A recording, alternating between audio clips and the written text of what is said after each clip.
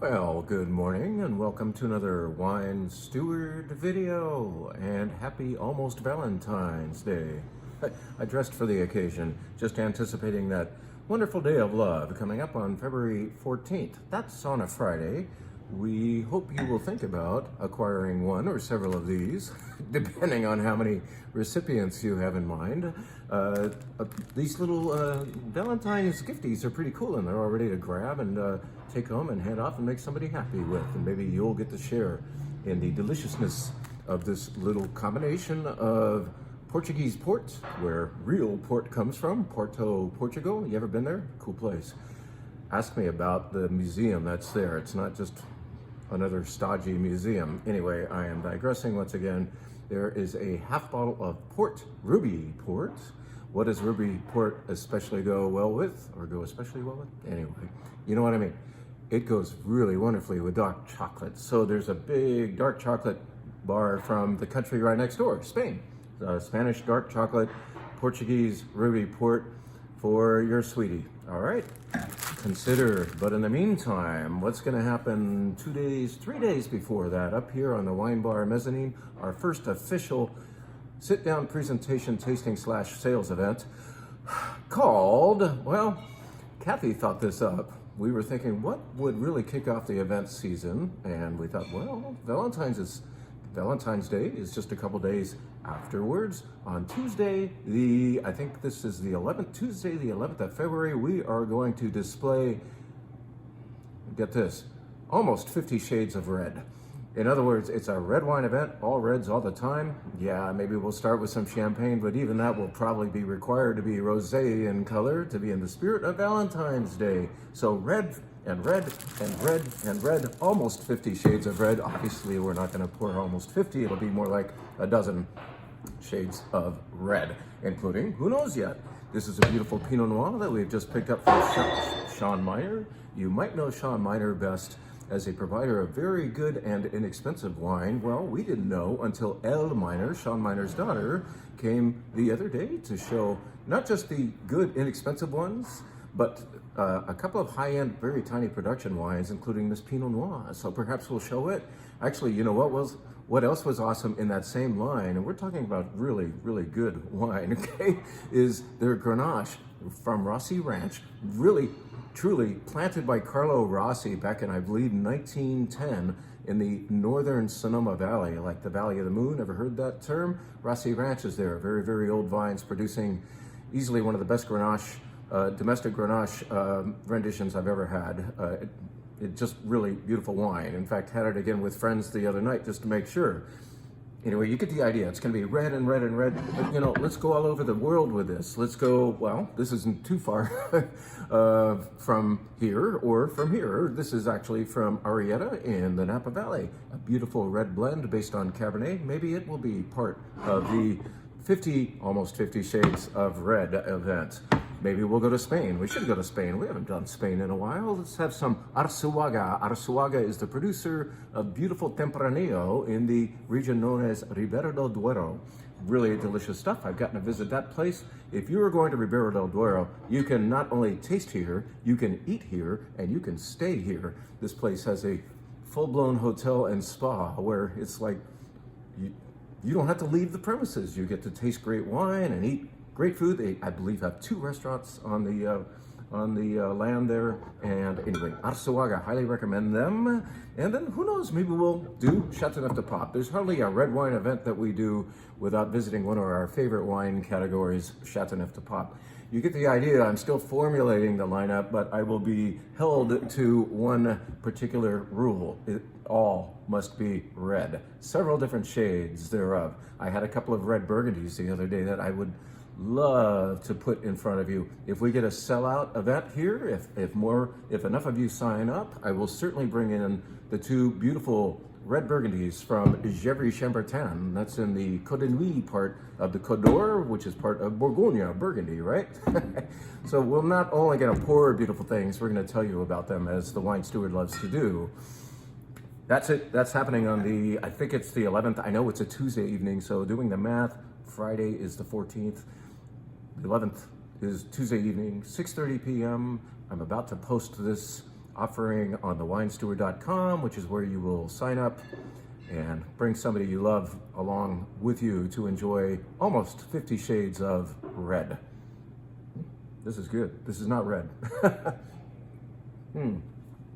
Okay, so let's tell you, in fact, what this is, and say thank you very much to a great friend and former wine steward comrade, Kent Sheldon, with whom we still remain in touch. Now and then we get together and enjoy a great meal or just a good glass of wine, which is what we did up at Kent's place where he lives now in Sonoma. Kent and Robin had us up, and we made some food and drank some great wine, including that Grenache I was alluding to.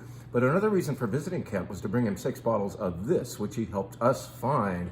Yes, even though he no longer works here, he still gives us a hand once in a while with an experience he might have had at another restaurant, wine bar, wherever, and he will say, Jim, I really liked this, can you get it? And I thought, well, I don't know, send me a picture. And he did, and it was in fact a picture of this bottle right here.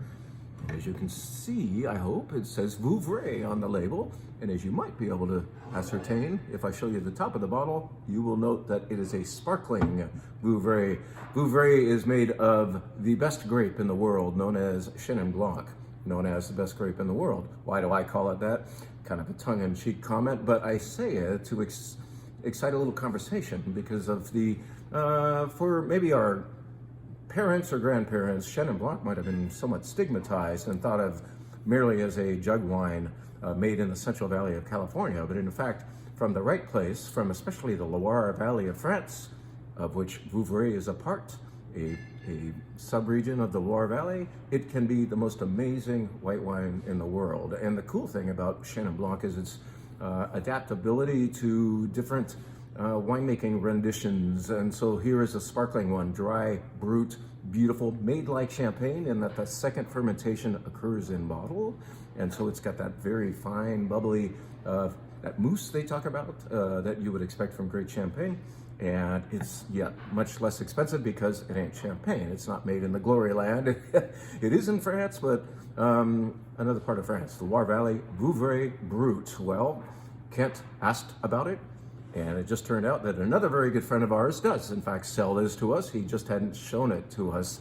And we asked Guillaume, will you please show us that wine? And so I wanted to buy it for Kent, but then as soon as I tasted it with Guillaume, I bought a lot of extra of this beautiful Ronsard Vouvray Brut.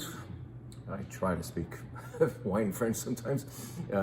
Beautiful, bubbly, bone dry, but in the nose you get that beautiful lemon curd quality, fresh apples, that more mysterious quality of a damp cave. If you've walked into a cave before, perhaps at a winery, and you know the floors are just barely damp, it's that exotic, beautiful smell. That's what you get in this beautiful Vouvray Brut.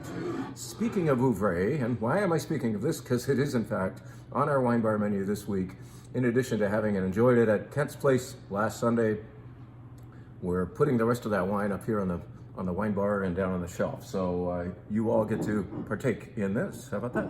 Now, speaking of Vouvray, as I said, we have in our white flight, yes, we're back to flights, the 5 wine tasting flight consisting of 5 whites. Did I say that? 5 wine tasting flight consisting of whites. The white wine flight is yet another excursion with many destinations.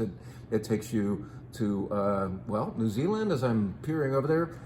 Yeah, 5 wines, 5 countries. New Zealand, Spain, Oregon, the United States, and Italy. So they're all represented, as is this. Marc Bredif Vouvray. Now, this is sparkling, and this is a still Vouvray. I was saying that Chenin Blanc can do so many things very, very well. Well, this is basically a dry, but still Vouvray and Chenin Blanc. And it has counterparts. If you go to the Loire Valley and have Chenin Blanc, you might also have slightly sweet. You might have very, very sweet. You can also have very, very old white wine. Vouvray can, from the great producers, from the great years, it can age remarkably. And we don't always think of white wine as an aging wine, but man, there's something amazing about the great higher end Chenin Blancs, especially from down the river from Vouvray in Savinière. That's on the shelf down there. You could try some Savinière tonight. How about that? All right, so I told you about the sparkling wine of the week and one of the wines in our white flight, but let's tell you that somewhat in the spirit of Valentine's Day, we are presenting a red flight called Only the RHONELY, and as the name suggests, the wines come entirely from the Rhone Valley of France. The highlight of which will probably be this Châteauneuf-du-Pape, which ends the flight. I guess I'm working backwards here. This beautiful, the only visit that we're making to the northern Rhone is with this Syrah from Yves Couleron, which we told you about before. But people continue to marvel at the beauty versus the price of this beautiful northern Rhone Syrah. Prices in the mid-20s. It's even less than that. It's in the low 20s for you wine club members, getting 10% off here, and you should check it out. I'd like to finish, however, by telling you about this wine. I won't tell you about all five, but this wine called Calendal comes from an area called Plan de Dieu. Plan de Dieu, kind of like God's plan, if you will, and it is from just north of Châteauneuf-du-Pape. That's the name of the region. So it's kind of between Rasteau and Châteauneuf-du-Pape. This consists mainly of Grenache, but it has a really good contribution of Mourvedre as well. And it's one of these wines that you really got to have a whole glass of to fully appreciate and understand, in that if you have it by the sip, it might seem just a little bit reluctant and lean. But once you have given it some air and some more attention in the form of a glass full of it, you really fall in love with it. At least I did again last night when we were having this with dinner. And it was one of those experiences that you have to, once again, it needs to be an immersion instead of, you know, a little taste before and after other tastes. So yes, whereas the flights are fun, 5 wines in a row, all from the Rhone Valley of France, do consider perhaps at the end of that flight having a whole glass of this or buying a bottle or so and taking it home and having it with a great meal. Calendal from the Plan de Dieu, God's plan, and this is God's plan for you. Thank you very much. We hope to see you at the almost 50 Shades of Red event coming up on the 11th of February. And do consider coming on in and grabbing some good wine for your Valentine's sweetie as well. Thank you, and see you soon.